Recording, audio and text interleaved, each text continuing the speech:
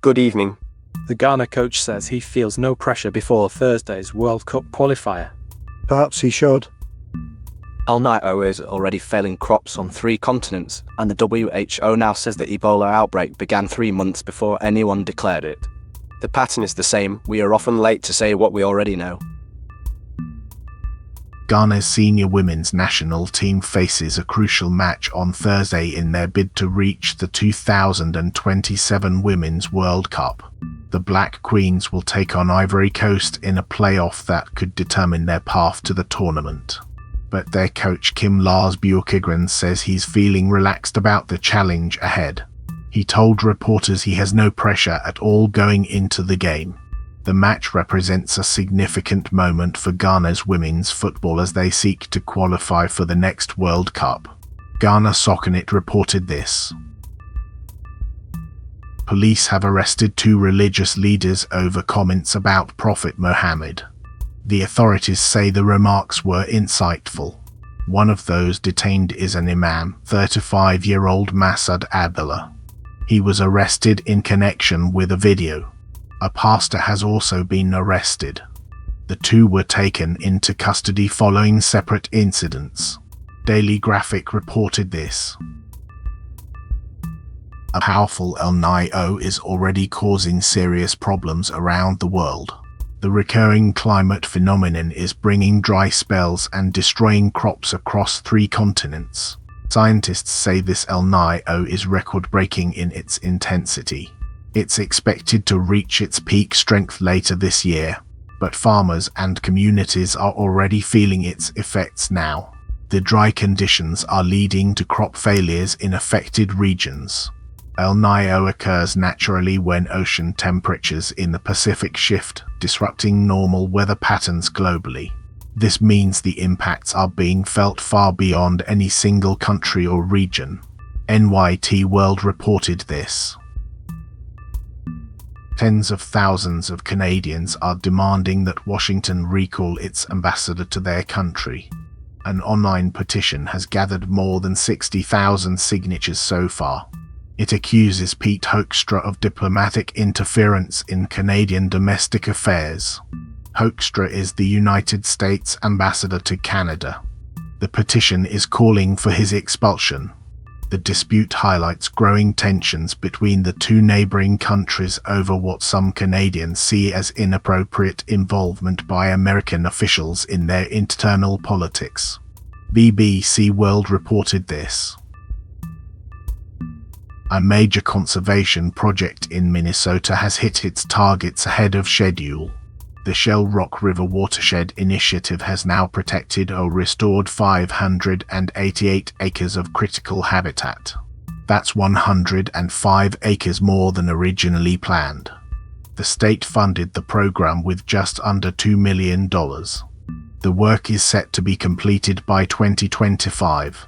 The extra acreage means more wildlife habitat has been saved than expected in this part of the American Midwest. Times of India reported this. Argentina described as a melting pot where different faiths live side by side. In Texas and Connecticut, they're arguing about which faiths belong in school. A new opinion piece is challenging perceptions about racism in Argentina. The article asks whether Argentina is a racist country. It's written from the perspective of a Muslim foreigner living there. The writer argues that Argentina is actually a strong example of interfaith coexistence. They describe it as a melting pot that has welcomed different communities and waves of migration over time. The piece offers personal testimony about life as a Muslim in the country. It suggests that Argentina's reputation for diversity and tolerance may be more accurate than some critics claim. Buenos Aires Times reported this. 2 American states are taking very different approaches to religion in their public schools. Texas and Connecticut have announced contrasting policies as students head back to classrooms this fall. The debate over religion's place in public education has become one of the recurring flashpoints in America's annual back-to-school season. It joins other familiar traditions like first-day photos and parents buying supplies for under-resourced teachers. The disagreement is playing out at both state and national levels, though the specific details of what each state is proposing haven't been fully outlined yet. Christianity Today reported this.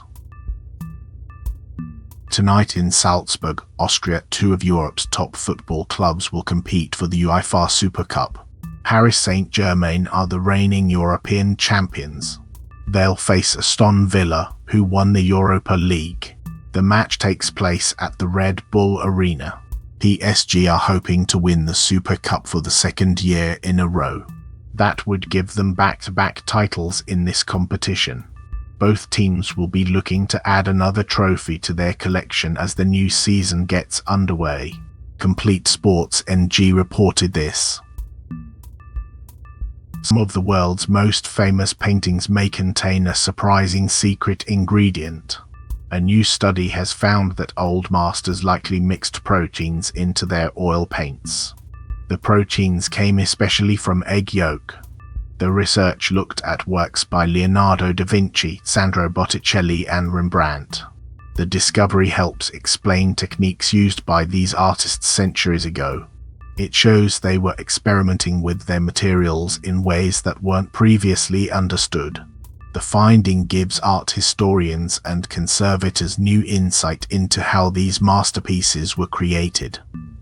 CNN World reported this.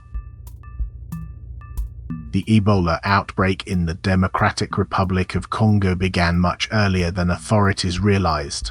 The World Health Organization says genetic sequencing shows the fast-moving outbreak actually started about 3 months before officials declared an emergency in May.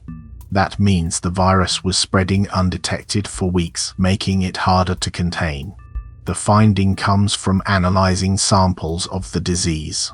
The delay in identifying the outbreak helps explain why it spread so quickly once it was discovered. France 24 Africa reported this.